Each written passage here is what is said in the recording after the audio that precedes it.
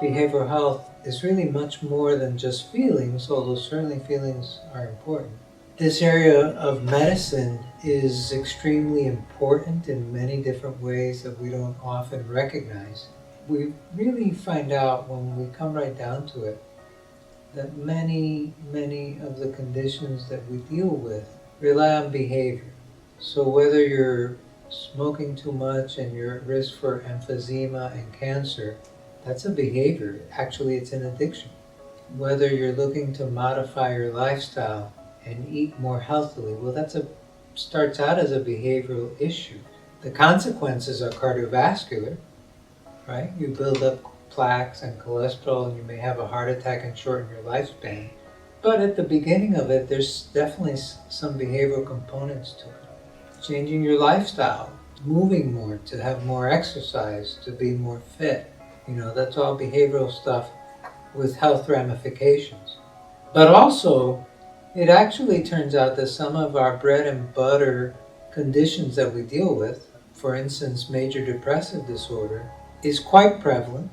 And depression is really the only thing that you can add to any other illness and worsen the outcomes. So you add depression to diabetes, the blood sugar goes up. You actually add depression to a fracture, it takes longer to heal. You can actually even look at the white blood cells of somebody with depression. You put them in a petri dish with bacteria, they're sluggish, they don't fight that well. You take a regular person, much less a happy person, just a regular person without depression's white blood cells, you put them in, boom, they fight the infection. So actually depression even compromises the immune system. So imagine if you unfortunately have to have something else like HIV or some sort of a big, pneumonia or some big infection. Depression is going to make that all worse as well. So it's really something that we can address. Just the general health outcomes are going to be a lot better by battling this condition. And unfortunately, the patients that we strive to work with and help, are really battered on multiple sides. They're struggling financially. They seek shelter and clothing.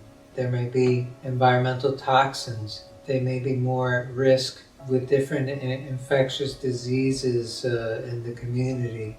And, to some extent, there may be some more prevalence genetically in some families. So imagining that we're going to address this in a sort of one-dimensional way with just one, here, take this antibiotic, everything will be good, is probably short-sighted. We have to address the whole person where they're at. Like say someone is drinking out of control, well, for one thing, any medication that you take is not going to work very well because of the alcohol. It turns out that, say, the medications for depression, they try to increase serotonin. Alcohol washes away serotonin faster than that.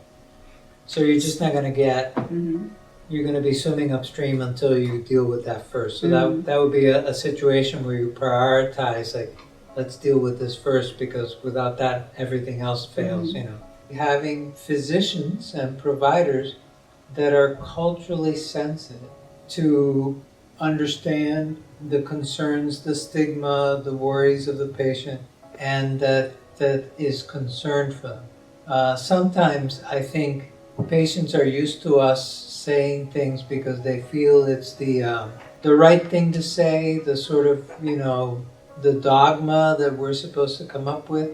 When the patient actually has a rapport and really believes that this doc knows me and cares about me as a human being and wants me to get better, it changes the equation. The physicians that I know here, certainly Dr. Vasquez and I have worked closely for decades now, but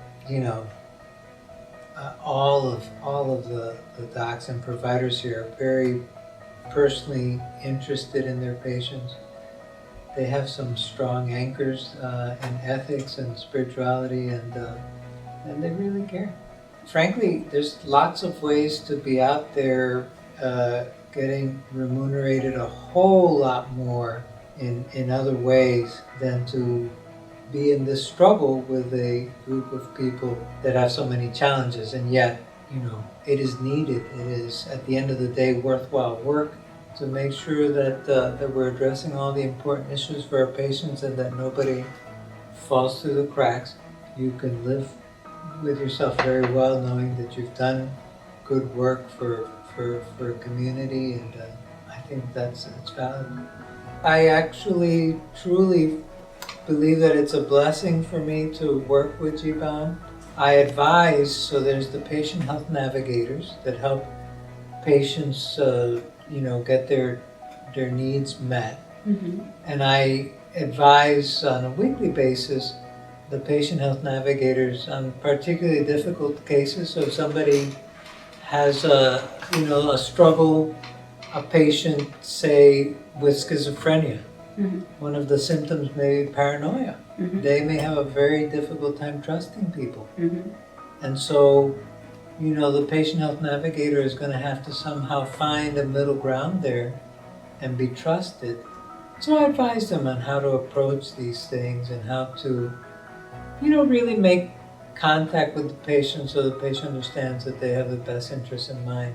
And then, there are times when some patient is really in dire need, and I'll sort of expedite the myself or one of my colleagues in my office see them right away and they get taken care of. And then sometimes when there are multiple things going on, to really be able to prioritize what needs to get dealt with first. Mm-hmm. At the end of the day, I'm very satisfied to contribute. I feel like it's good work. I see, patients just deriving benefit from it. Mm-hmm. And I feel good about myself to be able to be a little part of the overall contribution to it.